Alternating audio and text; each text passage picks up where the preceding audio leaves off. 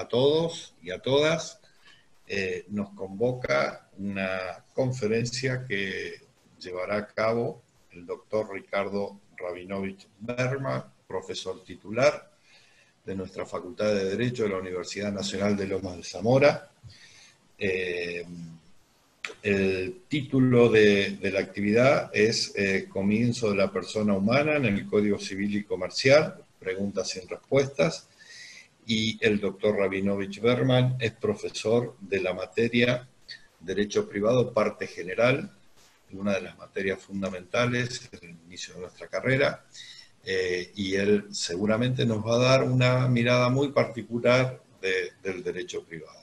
Así que le voy a ceder la palabra. Buenas tardes, doctor Rabinovich. Muy buenas tardes, querido Fabio, muchísimas gracias. Muy bienvenidas y muy bienvenidos a nuestras amigas y amigos que nos están acompañando, en número de 90 ya y aumentando. Quiero agradecerte, Fabio, y agradecer a todo el equipo de Extensión y a la querida Universidad Nacional de Lomas de Zamora por esta posibilidad. Realmente me siento muy lisonjeado de hacer parte del elenco de expositores en este ciclo de conferencias por los 5 años del nuevo código. Y realmente, vamos, me da un poco de miedo porque todos los demás expositores son muchísimo más importantes y de mucho más fuste que yo. Así que me siento sumamente honrado y agradecido. Voy a compartir pantalla y también voy a correr un poco porque el tiempo del que disponemos es poquito. Así que voy a tratar de ir rápido y luego que quede un espacio para que hagamos intercambio de preguntas, de críticas y demás cosas. Así que, muy bien. El tema, como decía Fabio, le he puesto este nombre: sobre el comienzo de la existencia de las personas en las normas jurídicas, porque como verán no me limitaré simplemente al código, sino que quiero ir un poquito más adelante. Para quienes no me conocen, que son la enorme mayoría de los seres humanos, mi abordaje hacia el derecho es fundamentalmente desde la antropología, desde la historia, desde la lingüística. Vale decir, se parece mucho más a un abordaje del siglo XIX que un abordaje del siglo XX, y el XXI todavía no sabemos muy bien cómo es, a pesar de que ya lleva 20 años. Mi abordaje se puede parecer un poco más, hablando de derecho civil, al de, y por supuesto que ya sé que la comparación parece muy soberbia y posiblemente lo sea, al de un Andrés Bello, al de un Dalmacio Vélez Sarsfield, que mucho más que especializarse en normas jurídicas, en códigos y demás, buscaban trabajar con las cuestiones de fondo, que me parecen muchísimo más importantes. Quiero iniciar con 2 momentos de recuerdo que me parecen obligatorios. El primero para la querida y siempre recordada y siempre residente en mi corazón, profesora Daniela Arnolfo, que falleció desgraciadamente el año pasado en un accidente horrible, o no sé si llamar a eso accidente, y que la verdad es que no se va a ir nunca y la recordaremos cada día cuando entramos al aula para dar una clase. Daniela ha sido profesora posiblemente de muchos de ustedes en la cátedra que está humildemente a mi cargo en la Facultad de Derecho de la Universidad Nacional de Lomas de Zamora, y quienes no alcanzaron a tenerla no saben qué profesora se han perdido. De manera que Daniela Arnolfo siempre, siempre presente, en el aula y en el corazón. Y también quería recordar a un maestro de maestros, el querido profesor doctor Carlos Gersi, que falleció en 2018, y por una razón muy particular, no solo por el enorme cariño que siempre profesé hacia ese extraordinario docente, investigador, motor de trabajos de sus discípulos y discípulas que fue Carlos Gersi, sino además porque la última vez que hablé en la Facultad de Derecho de la Universidad Nacional de Lomas de Zamora fue compartiendo justamente la mesa con Carlos, en un evento en el cual hablamos ambos, primero Carlos y después yo, y no puedo dejar de recordarlo cuando, si bien en estas circunstancias tan particulares y no como en esa época sentados allí en el salón de la facultad, pero es la vez anterior. Y quiero empezar con esta frase que pone Sófocles en la tragedia Antígona en boca de uno de los personajes, el Corifeo. Dice, polata deina cuden anthropu deinoteron pelei. Hay muchísimas maravillas, pero ninguna cosa es tan maravillosa como el ser humano.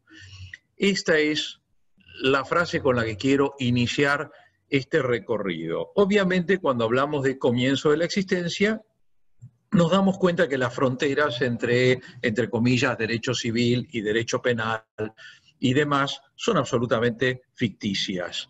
Las ponemos por una cuestión de orden y nada más, pero verdaderamente esas fronteras no existen. Obviamente, cuando estamos hablando de esto, estamos hablando del aborto. Y el aborto, como ustedes saben, es un tema que se maneja de manera sumamente pacífica y amistosa, como siempre, entre las personas. Esta, por ejemplo, es una típica discusión amistosa sobre el tema del aborto. Esta fotografía fue tomada durante un debate académico reciente sobre la cuestión del aborto. Este es el característico tipo de actitudes que tienen las personas cuando debaten alrededor del comienzo de la existencia del ser humano, el aborto, la despenalización, etcétera, etcétera. Porque en general aparece una idea de maniqueísmo. ¿Qué es el maniqueísmo? El maniqueísmo originalmente era una religión que tuvo mucho éxito originalmente en la región de Persia, hoy en día Irán, que fundamentalmente se basaba en la existencia de dos fuerzas, dos potencias, dos auras. Una que era todo lo bueno y otra que era todo lo malo, al estilo de He-Man y Skeletor, como ustedes se acordarán. Entonces, este maniqueísmo lleva a que se tome el debate sobre el inicio de la persona, sobre el aborto, sobre todas estas aristas, como un debate de fin del mundo. O sea, esto es algo terrible, absolutamente atroz. Entonces, unos dicen, ustedes al pretender prohibir el aborto o penalizar el aborto, quieren frenar el avance de la ciencia, quieren ir en contra del progreso. Luego los otros dicen, ¿acaso ustedes quieren instalar la Santa Inquisición, volver a las instituciones jurídicas de hace 500 años? Los que se oponen a la despenalización del aborto llaman a los otros émulos de la cultura de la muerte, dicen son unos necrófilos, quieren la cultura de la muerte, quieren el final, quieren el apocalipsis, quieren terminar con la civilización tal como la conocemos. Por supuesto, se dan cita criterios que provienen de una gran cantidad de saberes o de dedicaciones del ser humano. Primero y fundamental, aunque les parezca mentira, una de las menos consultadas de todas, la biología. Pero por supuesto estamos hablando de cosas biológicas, o sea, no estamos hablando de cosas jurídicas, estamos hablando de cosas biológicas. El ser humano es fundamentalmente un ente biológico. Entonces, no es un ente jurídico, es un ente biológico. La sociología, porque evidentemente estamos hablando de criterios que tienen su génesis y su y su existencia y su razón de ser en el contexto de las sociedades humanas. Entonces, de allí también. Por supuesto que la metafísica, porque es impresionante cómo inmediatamente se trae a colación elementos como el alma, la vida después de la muerte, la vida antes del nacimiento, etcétera, etcétera, y evidentemente aspectos religiosos. Esto no le falta a nadie cada vez que se hace una mesa de debate sobre el tema del aborto, del comienzo de la existencia, se invita a un cura, un rabino, un imán, un pastor evangélico, etcétera, etcétera. Parece como que no se puede hablar de este tema si no se toma el aspecto religioso. Y por supuesto el aspecto jurídico, que aunque les parezca mentira es el menos importante de todos, desde el punto de vista de la fundamentación. Sí termina siendo importante porque es de donde surgen las normas jurídicas, sea que esas normas se cumplan o que no se cumplan. En el ámbito jurídico nos interesa muy especialmente la línea que viene del derecho romano, por eso lo pongo acá, al emperador Justiniano. Una cosa que caracterizaba a los juristas de la antigua Roma es que no querían abstraer. No les interesaba hacer abstracciones. En general esto es muy típico de la cultura romana. La cultura romana es una cultura agrícola, es una cultura del campo. A la gente del campo en general le interesan las cosas concretas, las cosas reales. No hablar de la plantación, sino plantar. No hablar de la botánica, sino ver qué cultivos son los que sirven para comer. Vamos al fines del siglo I antes de Cristo, principios del siglo I después de Cristo, el gobierno en Roma del hijo adoptivo de Julio César, el príncipe Augusto. Cuando Augusto toma el gobierno de Roma, terminan las guerras civiles que habían durado muchísimo tiempo. Se produce una situación que a Augusto le preocupa muchísimo. Las costumbres en Roma, las costumbres tradicionales, se han deteriorado muchísimo. La gente no se casa, o se casa y se divorcia muchas veces, y se vuelve a casar y se vuelve a casar, y trata de no tener hijos, especialmente la gente de la clase alta. En cambio, la gente de la clase trabajadora manual, los esclavos y los que en Roma empiezan a ser llamados proletarios, o sea, los que viven fundamentalmente de sus hijos, de los votos que sus hijos pueden dar por ser ciudadanos, crecen, crecen y crecen. Obviamente Augusto está interesado en que crezca, sí, pero la clase a la que él hace parte, la clase dominante. Para esto va a utilizar el sistema más eficaz que ha existido en toda la historia de la humanidad, que es el sistema que apunta al órgano más importante del ser humano. Como ustedes sabrán, el órgano más importante del ser humano es el bolsillo. Y la manera de darle al bolsillo es fundamentalmente impuestos, la manera impositiva. Entonces, Augusto va a operar a través de dos de sus operadores políticos y de él mismo, y va a generar un paquete de leyes que van a pasar a ser conocidas luego como las leyes Julia y Papia Popea. Papia Popea por los operadores que van a mover estas leyes, y Julia porque su nombre oficial era Julio César, como su padre adoptivo, y entonces las leyes que él proponía se llamaban leyes Julias. Muy bien, ¿de qué tratan estas leyes? De obligar a los hombres a casarse. Entonces, ¿cómo hacer para obligar a los hombres a casarse? Disponer un impuesto para que aquellos hombres que llegan a una edad en la que se supone que deben estar casados y no se han casado tengan que pagar una fortuna de impuestos.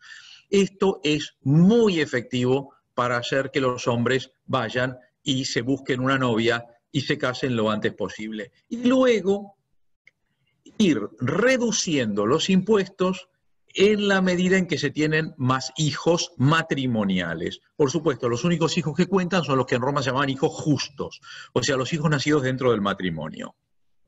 Y, por supuesto, la idea era fomentar ¿A quién le importa más el tema de los impuestos? A la gente que tiene más plata. ¿Quién es la gente que tiene más plata? La gente que domina, la gente de las clases dominantes. Entonces la idea era generar una herramienta que llevara a los integrantes de las clases dominantes a casarse y a tener muchos hijos. Claro que a lo largo de los años que van a venir después, de las décadas que van a venir después, se produce lo siguiente: están en vigencia las leyes Julia y Papia Popea, pero siguen habiendo guerras y siguen habiendo purgas políticas y siguen muriéndose muchísimo los romanos en edad juvenil, con lo cual dejan a sus mujeres embarazadas. Entonces comienzan a consultar las mujeres a abogados para ver qué pasa si tienen o no tienen que pagar los impuestos cuando al morir el marido han quedado embarazadas, por la simple razón de que el matrimonio se termina con la muerte de uno de los cónyuges. Por lo tanto, teóricamente, si la mujer tiene el hijo, nace el hijo después de la muerte del marido, no quedaría abarcada por la exención impositiva, tendría que pagar impuestos igual. Por esto es que los abogados comienzan a elaborar respuestas que van a ser siempre, invariablemente, a favor de la mujer, o sea, a favor de que quede exenta de los impuestos. Para esto se va a elaborar este criterio que nos está mostrando en este texto que se encuentra en el libro 50 del Digesto de Justiniano, el jurista Clementius. Dice: ha de entenderse que ya existía al tiempo de la muerte quien fue dejado en el útero.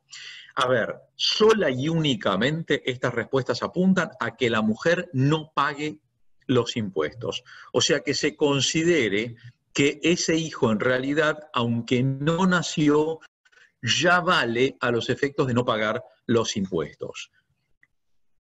Otra respuesta, esta del jurista y muchas cosas más, Celso, también en el libro 50.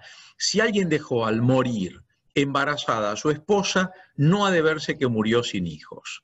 O sea que la mujer tendría derecho a pedir la exención impositiva.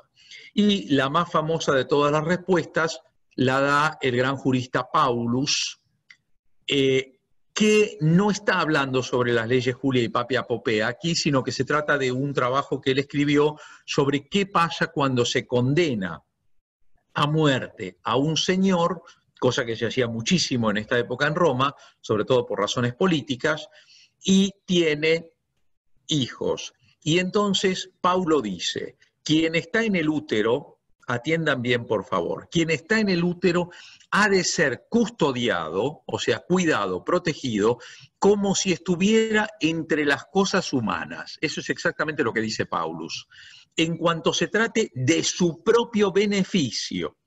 Esto, aclara Paulus, a los demás, antes de que nazca el que está en el útero, no ha de beneficiarlos. Este va a ser el principio que se va a conocer como principio paulino. El principio de que, aunque no haya nacido todavía, quien está en el útero, qui in utero est, tiene que ser protegido y custodiado como si ya estuviera entre las cosas humanas, pero solamente en lo que hace a su propio beneficio. O sea, esto no hace, por ejemplo, que pueda transmitir herencias y demás antes de que haya nacido con vida. Y explica otro jurista, Juliano, en el libro primero: en casi todo el ius civil se entiende que quienes están en el útero ya están entre las cosas naturales, pues les son restituidas las porciones legítimas de las herencias, o sea, tienen derecho a la legítima hereditaria. Y si una mujer embarazada es capturada por el enemigo, aquello que nazca tiene derecho al posliminio. O sea, el posliminio era una construcción jurídica romana por la cual, si un ciudadano o ciudadana era apresado por los enemigos y esclavizado, se entendía, si no volvía nunca más a Roma, se entendía que había muerto libre en el momento en que lo habían capturado. Y si volvía a Roma, se entendía que nunca había sido esclavo. que siempre había sido libre. En Roma existe la cesárea, pero por supuesto es una cesárea que se hace sola y únicamente cuando ha muerto la madre, porque no había tecnología médica como para practicar la cesárea y que la madre siguiera viva después. Entonces lo que se hacía era, cuando moría una mujer embarazada, se tomaba un cuchillo y se cortaba el vientre de la madre y se trataba de salvar a la criatura sacándola. También cuando murió la madre se terminó el matrimonio, entonces también hay algún caso en el que se pregunta esto, y Ulpiano por parte del padre, y Ulpiano lo responde con relación a las leyes Julia y Papia Popea, dice también cuando muera la mujer se creerá que tuvo un hijo si abierto el útero se lo pudo extraer. Y se aclara que esto no tiene que ver concretamente con la naturaleza, que los romanos ni siquiera se lo plantean eso, la humanidad o no humanidad, porque Papiniano, jurista principalísimo del siglo II, dice en otro texto que está en el Digesto, acerca del vientre de las siervas no se ha admitido ninguna distinción, y con razón, pues de un parto se llamaba al que aún no había nacido, aún no extraído, no es correcto decir que sea humano. O sea que eso queda bien claro. Y cierro estas cuestiones con un episodio que nos cuenta Ulpiano en el libro 25 del Digesto y que sucede durante el siglo III, cuando están en Roma cogobernando los príncipes Marco Aurelio y Lucio Vero. Entre los años 161, en que ambos asumen el gobierno, a la muerte del padre adoptivo de ambos, eran hermanos adoptivos, que era Antonino el Piadoso, y gobiernan juntos hasta que entre 166 y 167 Lucio Vero cae víctima de una pandemia que afectó todo el mundo romano con resultados terribles y que unos años después iba también a matar al propio Marco Aurelio. Durante el periodo en que gobiernan los dos, que pasaron a la historia como los divinos hermanos, los Divui Fratres, nos cuenta Ulpiano que a un pretor urbano, o sea, a un pretor que recibía las causas entre ciudadanos romanos, que se llamaba Valerio Prisciano, y del que no sabemos mayor cosa, le cae el siguiente asunto. Viene Rutilio Severo, que se acaba de divorciar de Domicia. Ustedes saben que el divorcio en Roma no necesitaba juicio, se hacía directamente con solamente decirle al otro, tus cosas están a tu disposición. Parece que Domicia se había divorciado de Rutilio Severo, y entonces Rutilio Severo se presenta ante el pretor y le dice, Domicia está embarazada. Como Domicia está embarazada, yo quiero la tenencia de mi hijo. Porque en Roma el padre tenía derecho a la tenencia del hijo, aunque fuera muy chiquitito. Claro que el hijo estaba dentro de Domicia. Domicia es llamada por el pretor y Domicia dice, yo no estoy embarazada, esto es una trampa de este mal nacido que no quiere soportar que yo me vaya de la casa. Él quiere que yo me vea obligada a volver a la casa de él porque yo llevo a nuestro hijo y no llevo a ningún hijo nuestro. Lo cierto es que el pretor hace lo que cualquier funcionario público tiene que hacer si quiere durar mucho tiempo en el cargo. Se lava las manos, como Poncio Pilatos, y le escribe a los príncipes para ver si ellos pueden resolver esta cuestión, y entonces él se atendrá a lo que los príncipes digan. Y los príncipes le digan, lo que Rutilio pidió, le dicen, lo que Rutilio pidió es algo extraordinario. Así que no se asombren si nosotros también vamos a sugerir algo extraordinario, un consejo y remedio totalmente nuevos. Y le dicen, si Rutilio persiste en la pretensión, lo más conveniente será escoger la casa de una mujer honestísima para que reciba a Domicia. O sea, de ninguna manera volverá a la casa de Rutilio. Entonces, 3 obstetras, probadas en el arte y en la confianza, elegidas por ti, examinen a Domicia. Si al menos 2 de ellas, esto nunca se había dicho antes, es la primera vez que se dice esto, y esto va a quedar después en muchísimos códigos civiles del mundo. Si al menos 2 de ellas la hallasen embarazada, deberá ser persuadida para que admita un custodio, era un curator ventris, o sea, un cuidador del no nacido. como si ella lo hubiese pedido. Una cosa que es interesante para que la supiera don Rutilio es que la primera función que el curator Wentris tenía que cumplir era exigir alimentos a Rutilio para que Rutilio a partir de ese momento la mantuviera a Domicia, porque manteniendo a Domicia mantenía al hijo de ambos.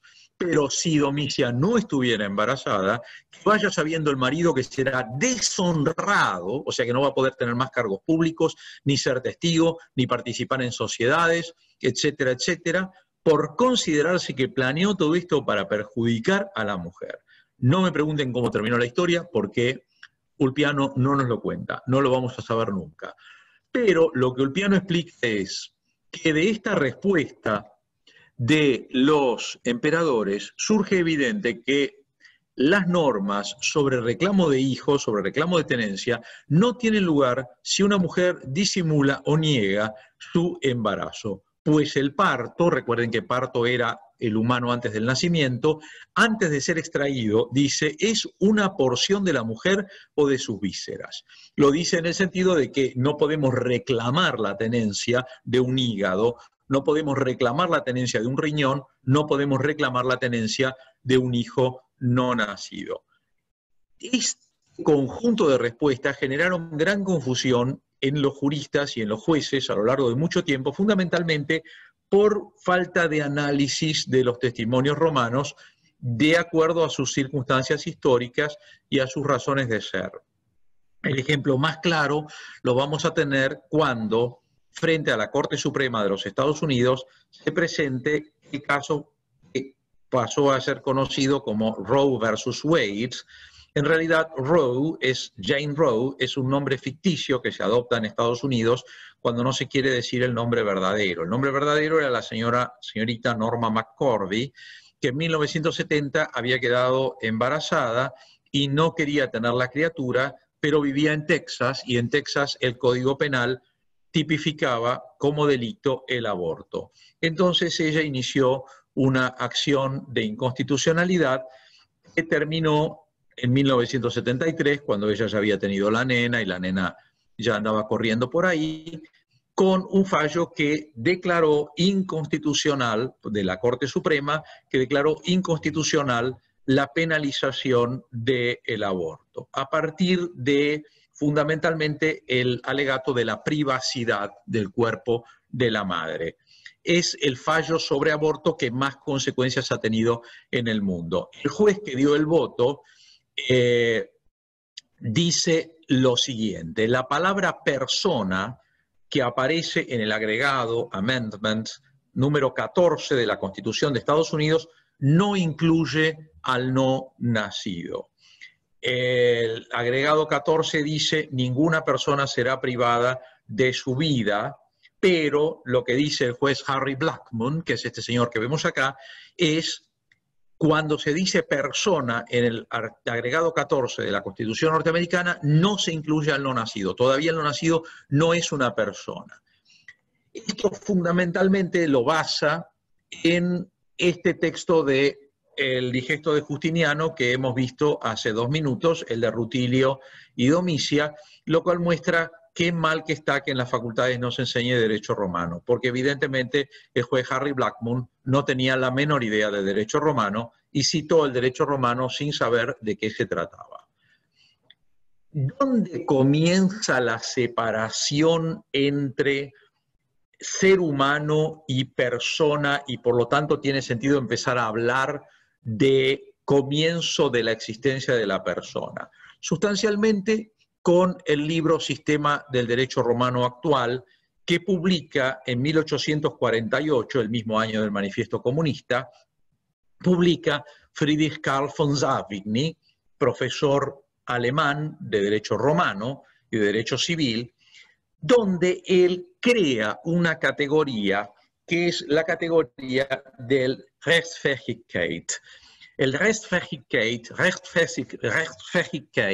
es la capacidad de derecho. Esta idea de capacidad de derecho va a quedar cuajada en el Bürgerliches Gesetzbuch, o sea, en el Código Civil alemán que el Parlamento del Imperio Alemán el Reichstag, va a sancionar en el año 1896 para que comience a regir el 1 de enero de 1900.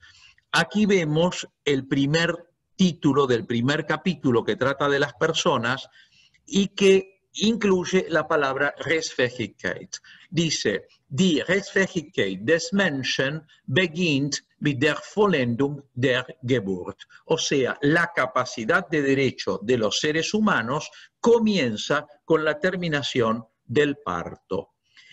En base a estas categorías, es que en la década de 1930, el jurista austríaco Hans Kelsen, en su Reine Rechtslehre, su teoría pura o limpia del derecho, va a decir que una cosa es la persona y otra cosa es el ser humano. Y va a ser muy duro, va a decir la persona es una construcción artificial, es un concepto antropomórfico creado por la ciencia jurídica. El hombre, dice él, es una realidad natural, pero en cambio la persona es una noción elaborada por la ciencia del derecho, así que podría perfectamente prescindirse de la idea de persona. Cuando sale el fallo de 1973, el gran escritor norteamericano de ficción científica, el autor de obras como que conocemos por el cine, muchas de ellas como Blade Runner, como Minority Report, como El hombre en el castillo, ahora una miniserie que se está dando en la televisión, escribe un cuento que se llama Las prepersonas.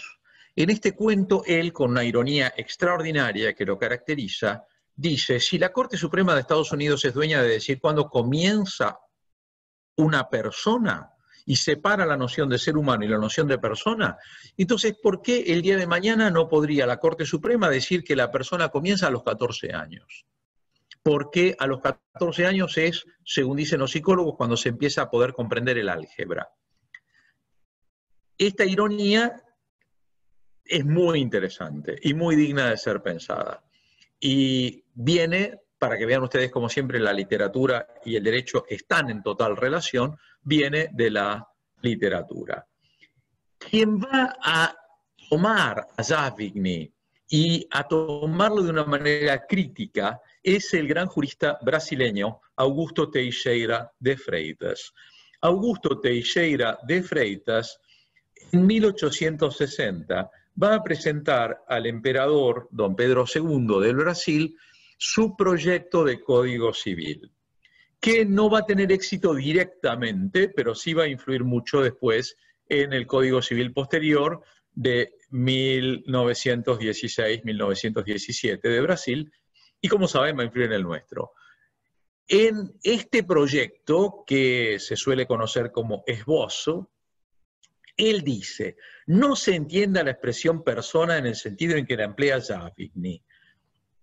Para este escritor que generalizó el derecho romano, una de las grandes traiciones de Savigny cuando escribe sobre derecho romano es que Savigny generaliza y abstrae como si los romanos lo hubieran hecho, cuando en realidad los romanos, como hablábamos al principio, nunca abstraían, nunca generalizaban. La capacidad de derecho es el carácter distintivo para Savigny de aquellos seres humanos que el derecho reputaba personas, por oposición a los que privaba de la personalidad. Pero, dice Teixeira de Freitas, para la civilización actual todo ser humano es persona, pero en realidad lo que Freitas también deja claro y que es indiscutible cuando uno ve las fuentes romanas, es que en Roma también todo ser humano era persona. O sea, es Savigny el que crea la Rechtsfähigkeit, porque en Roma todo ser humano, así fuera un siervo, era persona. Por ser, o sea, había personas que eran sui iuris y personas que eran alieni iuris subiecta, que estaban sujetas al ius.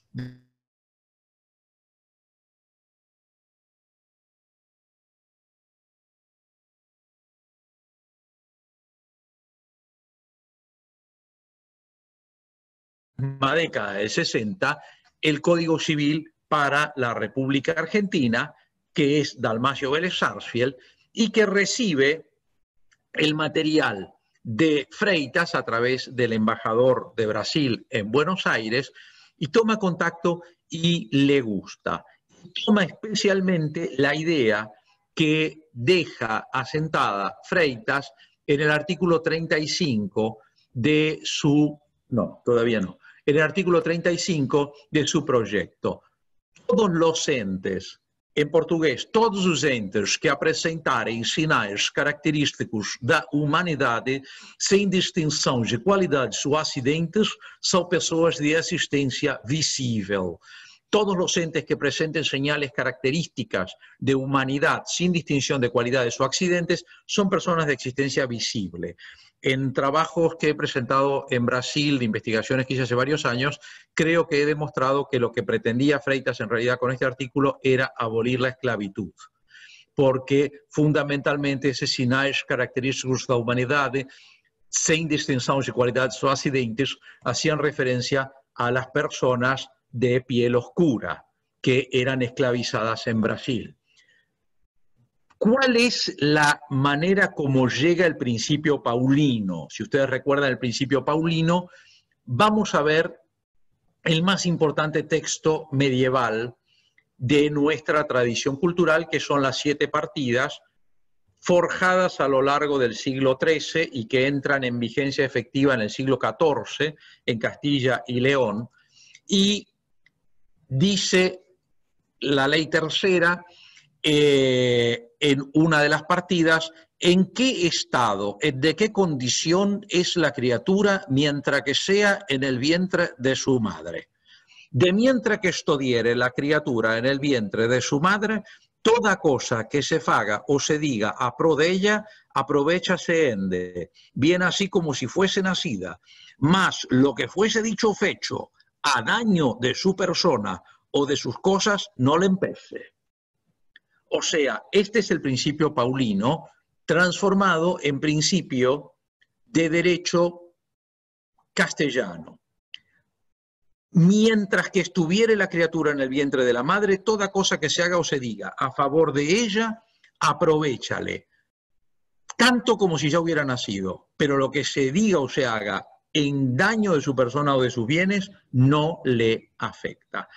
Quien más va a recibir este principio es el genial codificador Andrés Bello, nacido en Venezuela, luego adopta la ciudadanía chilena y le da a Chile en 1853 a 55 el Código Civil, que es el Código Civil más seguido y más exitoso de todo el continente americano. En el artículo 74 escribe Bello, que dicho sea de paso no era abogado, tal vez por eso hizo el mejor Código Civil de todos. La existencia legal de toda persona principia al nacer, esto es, al separarse completamente de su madre. Pero, al artículo 75, la ley protege la vida del que está por nacer. El juez, en consecuencia, tomará a petición de cualquiera persona o de oficio todas las providencias que le parezcan convenientes para proteger la existencia del no nacido, siempre que crea que de algún modo peligra.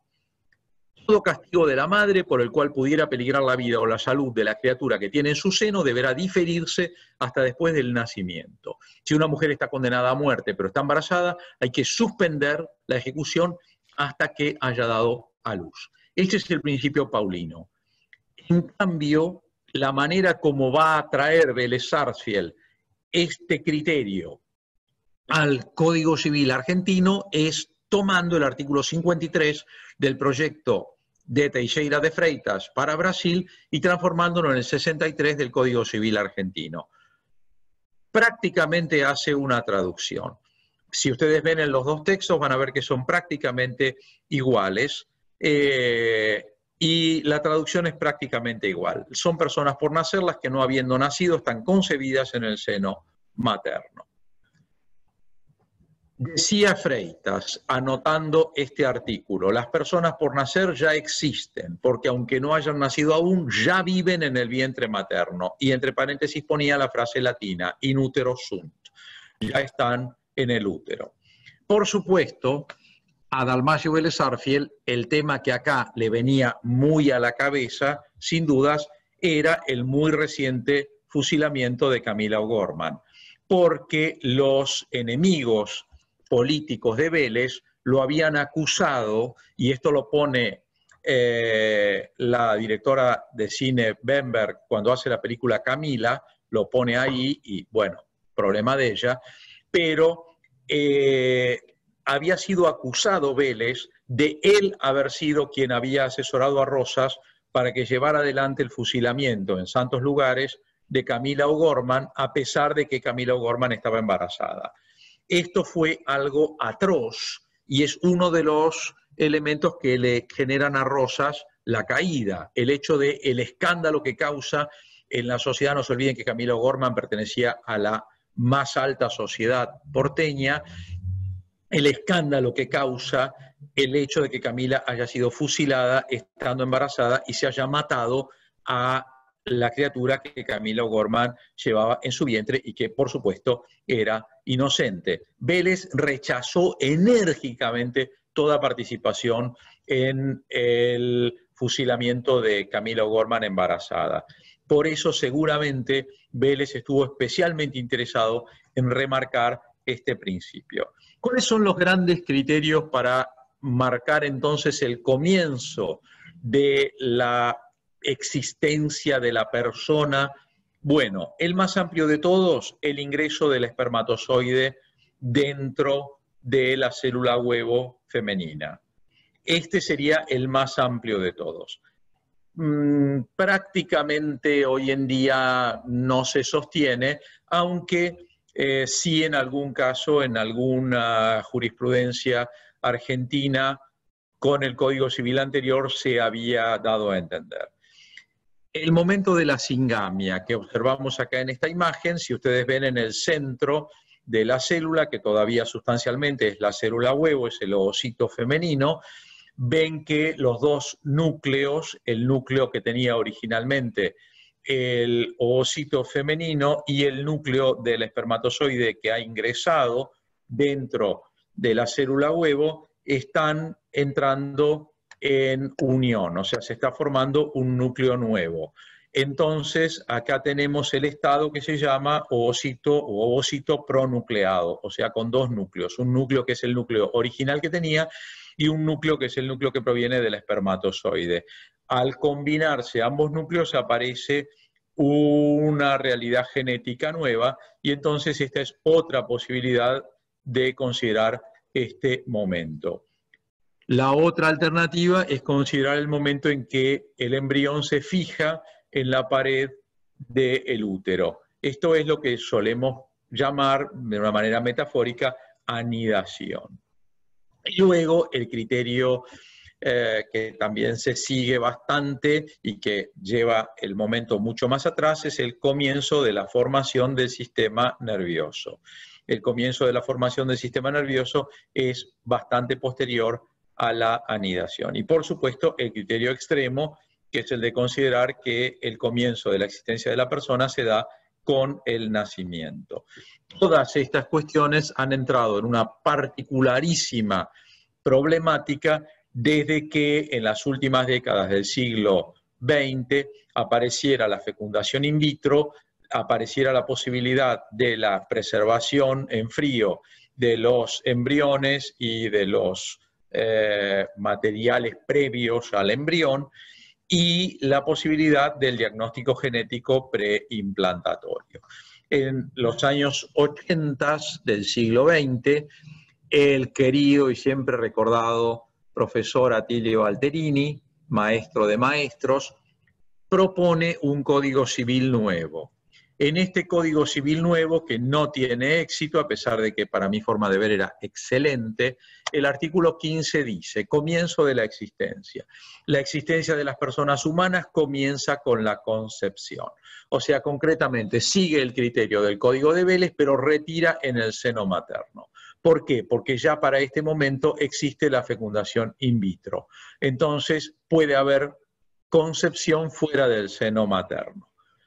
El proyecto de Código Civil que va a enviar luego la presidenta Cristina Fernández de Kirchner, y que estas partes son fundamentalmente manejadas por la brillante jurista mendocina Aida Kemmelmacher de Carlucci, que vemos su imagen aquí.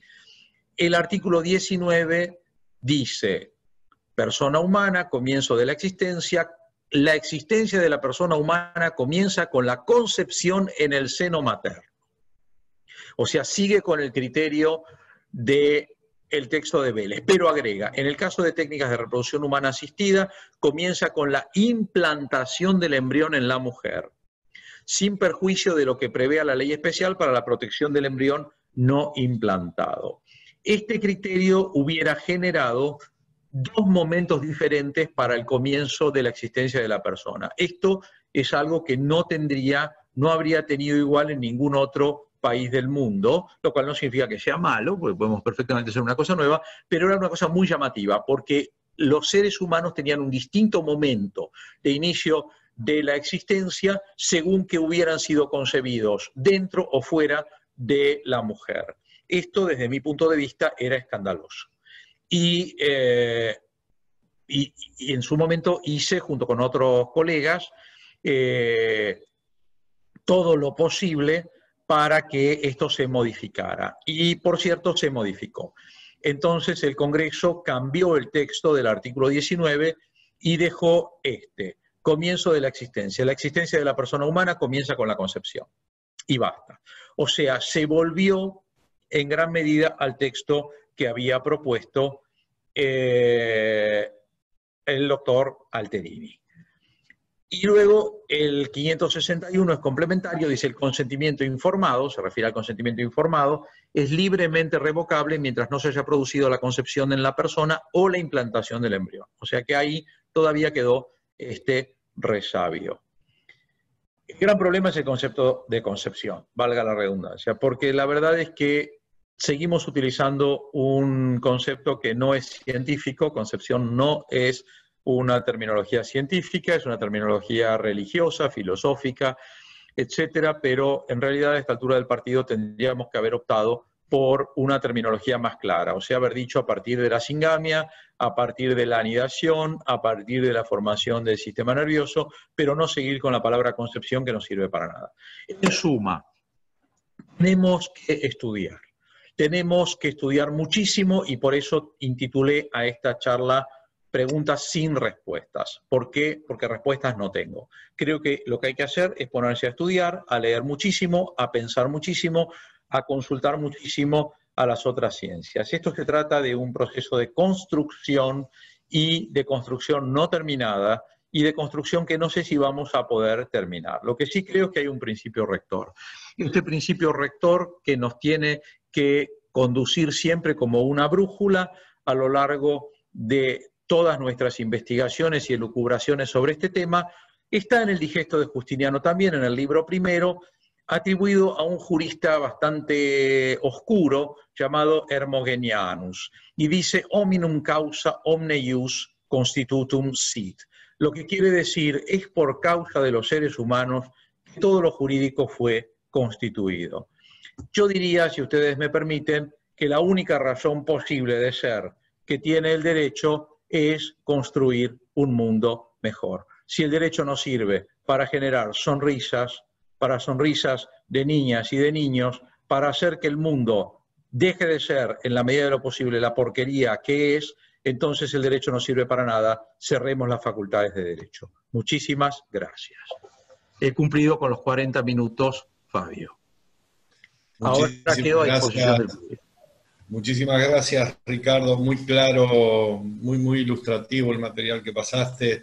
La verdad que es un placer escuchar tanta claridad en un desarrollo histórico que te pedimos que lo hagas en un tiempo acotado. Sabíamos que teníamos muchísimo más para mostrar, pero bueno, no obstante van a quedar temas pendientes respecto de esta materia, y seguramente te volveremos a molestar para que nos ilustres con tanta claridad como lo hiciste hoy. Yo no sé si existen preguntas. Ariadna. Ahora en el chat momentáneamente no. Alguna persona quiere realizar una consulta, lo hace a través del chat. Es que nos ha dejado a todos totalmente completos con la explicación y es muy difícil preguntar después de tanta profundidad de pensamiento. Me quedo con lo último que dijiste en cuanto a la finalidad del derecho, de que nos debemos replantear todos aquellos que estamos en este ámbito, para qué estamos en el derecho. Si la formación, modificación, creación. No, Fabio, te interrumpo, Sí. pero no para leer preguntas, sino para destacar todos los mensajes de agradecimiento. Capaz que no sé si lo estás viendo en el chat, pero las personas los dicen, Sí, son los infinitos. participantes están... Sí. Entre ellos, una sola cosa que vuelva, estoy leyendo, así que vamos a comprometerlo públicamente, vamos a extorsionarlo públicamente a nuestro querido profesor, para que en corto plazo lo volvamos a tener. De hecho, también quiero aprovechar a la cantidad de gente que ha asistido a esta exposición para hacerles saber que con el profesor estamos llevando adelante un ciclo de cine y derecho, donde de alguna manera, con invitados y con él como anfitrión y coordinando esa actividad, tratamos de buscarle la explicación jurídica a muchas obras de cine. ¿Verdad, Ricardo? Así es, así que la próxima, la primera la hicimos sobre una mujer fantástica, el Oscar chileno de hace 2 años, que aparte de la película es fantástica, y ahora la haremos sobre el último Oscar argentino, o sea, sobre El secreto de sus ojos, va a ser la próxima. Es muy difícil encontrar una película que no sea jurídica, ¿no? En general. Hasta el jorobado de Notre Dame es jurídica, ¿no? Pero todas lo son. Pero bueno, yo vi una pregunta recién. Sí, están aparecieron un par de preguntas.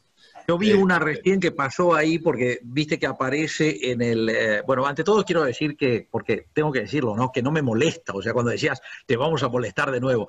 Yo quiero muchísimo a la Universidad Nacional de Lomas de Zamora, a su estudiantado, que es tan particular, tan querible, y a la universidad en sí.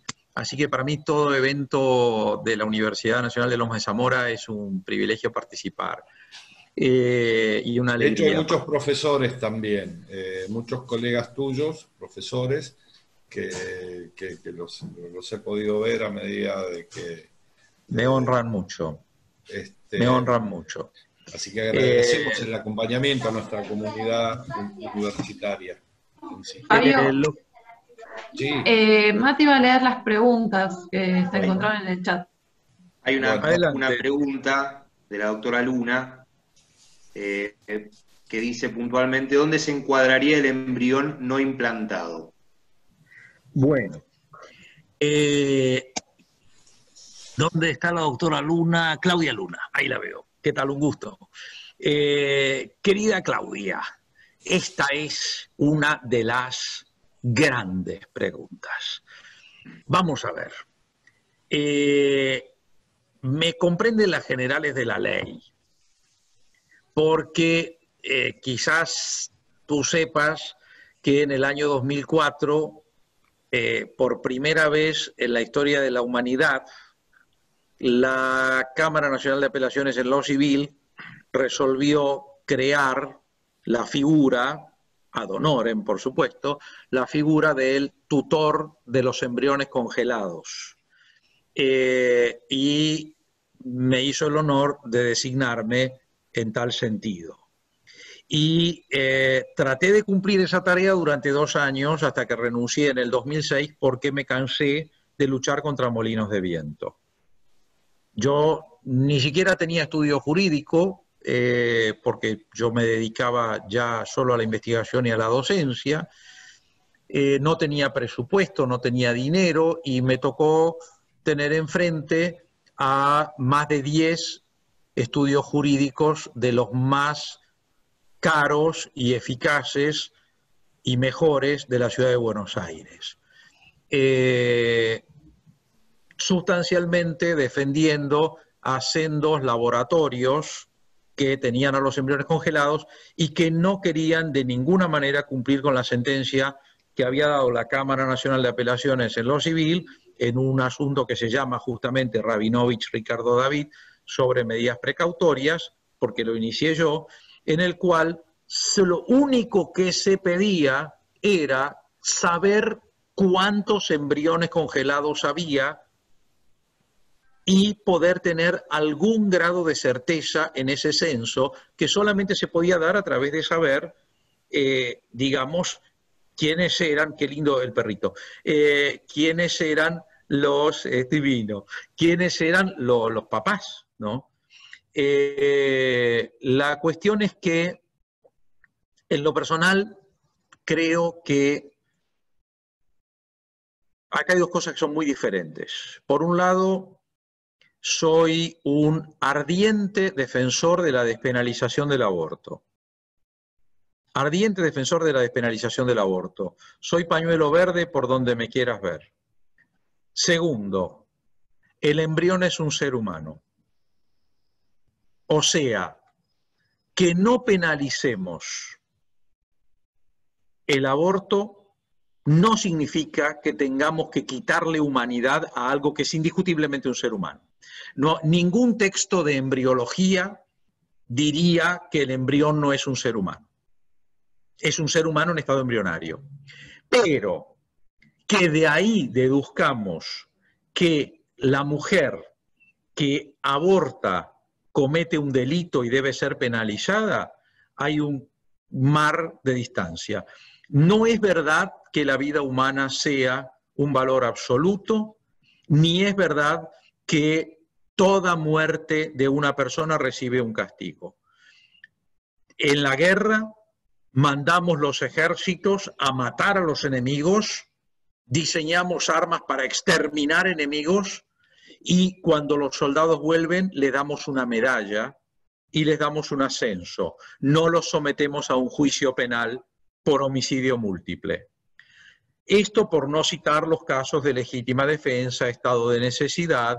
Hace poquitos días todos los comentarios que se generaron a partir de este señor jubilado que corrió a... Pero me parece muy bien, Juan Carlos, que dice que estemos en discrepancia. Si lo mejor del mundo es estar en discrepancia, no hay nada más horroroso ni más patético que todos pensemos lo mismo. Pensar, por supuesto que estaremos en discrepancia. Es más, yo voy cambiando mi pensamiento también, porque vivo investigando. Entonces también voy cambiando mi pensamiento cada día. Estas son dos cosas distintas. Ahora, lo extraordinario es que la mayoría de los juristas que han tratado este tema y que han buscado la despenalización tratando de quitarle humanidad al ser humano, o sea, tratando de quitarle humanidad al embrión. Y no es necesario, no es necesario, es imposible por otra parte.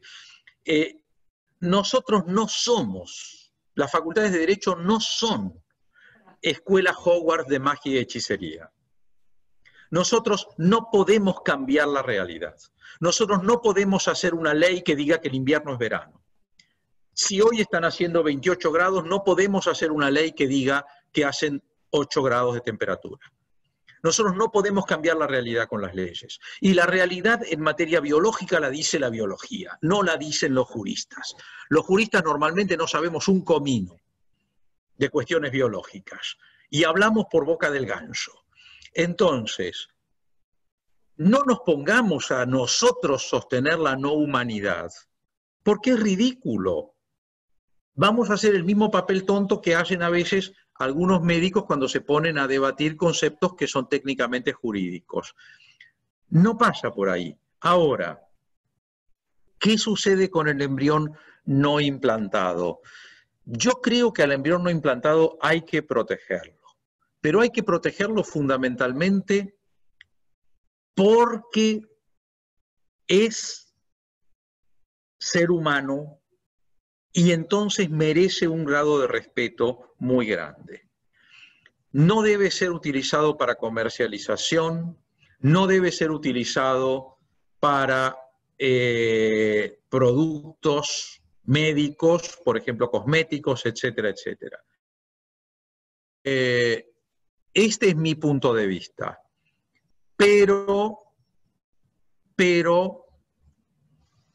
podemos disentir, lógicamente, y seguramente yo estaré feliz de que alguien me demuestre que estoy equivocado, porque entonces ganaré, porque uno gana cuando pierde las discusiones filosóficas, científicas y demás, ¿no? Cuando gana la discusión sale igual que cuando entró.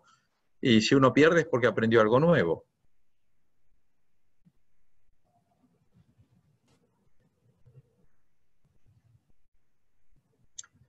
Perdón, ¿sigo yo o pues yo ya respondí?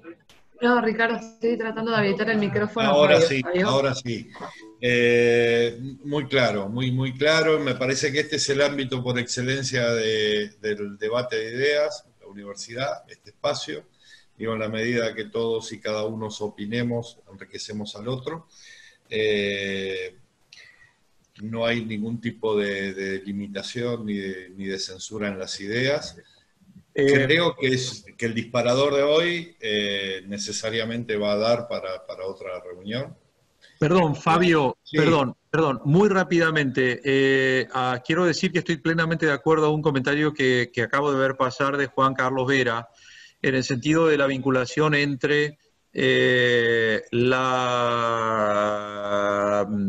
posibilidades que abre la fecundación in vitro y lo que Jürgen Habermas en 2001 llama la nueva eugenesia. O sea, no tengo la menor duda, hay que leerlo, este librito de 2001 de Jürgen Habermas, de que estamos hoy en día ante, sobre todo con el diagnóstico genético preimplantatorio y la posibilidad de descartar embriones porque presenten determinadas patologías o determinadas características. Por ejemplo, Fabio, yo no sé, ¿tú eres miope? A veces sí, a veces no. Okay. No, te digo porque veo que llevas gafas como yo. Bueno, pero yo llevo lentes de contacto. ¿Por qué llevo lentes de contacto? Porque tengo 14 dioptrías de miopía en cada ojo. Bueno, la miopía como la mía se detecta en el embrión antes de la implantación. Por lo tanto, que los papás que no quieren tener un hijo miope, con todo lo que eso significa, pueden perfectamente indicar al laboratorio que no implante un hijo que presente miopía. Con lo cual terminaremos con la miopía en la humanidad y también terminaremos con los miopes. En un caso como el mío, bueno, salvo por mis hijos, creo que no hice mayor cosa buena en la vida, pero también una enorme cantidad de personas muy brillantes que tienen miopía y, por supuesto, hay otro tipo de defectos genéticos que también se pueden prever, como por ejemplo el que llevó a la sordera de Beethoven. Entonces, bueno, qué lástima porque no tendríamos las 9 sinfonías, ni tendríamos el Para Elisa, ni tendríamos la sonata tan bonita, etcétera, etcétera. Y también, por supuesto, otros cuadros, como por ejemplo el cuadro de demencia que tuvo Francisco de Goya, que también es de origen genético, también se puede detectar con un diagnóstico genético preimplantatorio. Qué lástima porque no hubiéramos tenido todos los hermosos cuadros de Goya, incluso los cuadros que Goya pintó estando demente, los espantos, que son posiblemente los mejores de todos. A mí por lo menos es lo que más me gustan. Me gusta mucho a la familia real. Entonces, la verdad es que sí, estoy plenamente de acuerdo. Hitler ni en sus sueños más delirantes se imaginó las posibilidades eugenésicas que hoy en día o menos que ahí estar plena y totalmente de acuerdo con el comentario que vi pasar rápido de Juan Carlos.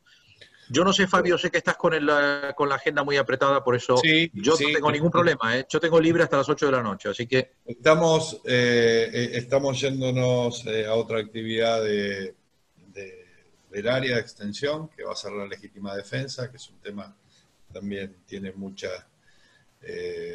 tiene mucho que ver. Sí.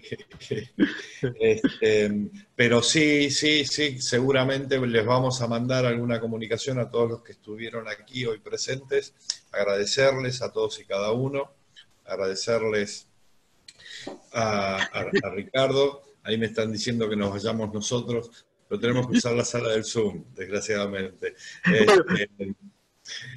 Así que... Porque vi que había algunas preguntas que, bueno, van a quedar... pero sí se puede pasarles mi mail A ver, Ricardo Rabinovich, todo seguido. Ahí en mi fotito ven, pero agréguenle una H porque yo veo Ricardo Rabinovic y es Rabinovich, todo seguido, Ricardo Rabinovich, Rabinovich es primero, B corta, @derecho.uba.ar.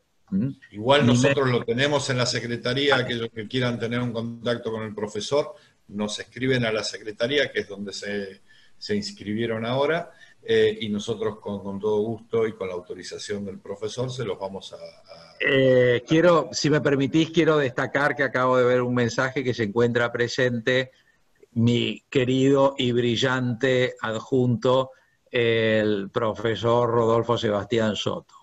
Quiero mandarle un saludo muy especial, ahora lo estoy viendo acá, le da mucho la luz en la cara, porque es una persona muy brillante, le da mucho la luz en la cara. Además, como él es seguidor también como yo de Manuel Levinas, la cara, para todos los que somos seguidores de la filosofía levinasiana, la cara es muy importante, por eso le da tanta luz en la cara. Bueno, vamos a dar por finalizada esta actividad. Ricardo, seguramente seguimos en contacto nosotros para programar alguna otra y cerrar la de cine que tenemos pendiente de acá a unos días. Excelente, un abrazo muy grande, gracias y un cariño enorme para todas y todos. Gracias.